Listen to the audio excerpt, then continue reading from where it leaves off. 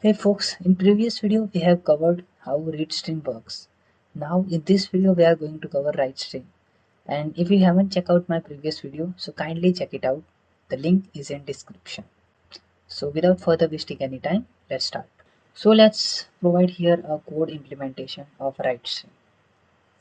So first of all, where my, let's say, write stream and is equals to fs dot create write stream.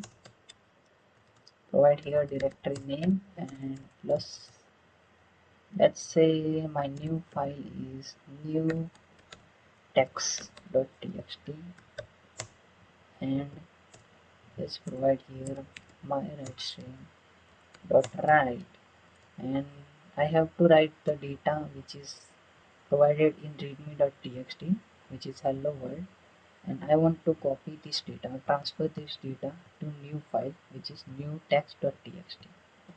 So let's provide here chunk, because this function is giving chunk of data after reading. And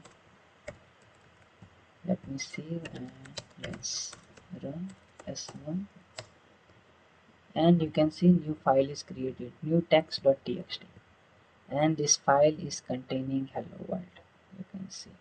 So that's how write stream works, and that's it for this video. Thank you for watching. Bye bye.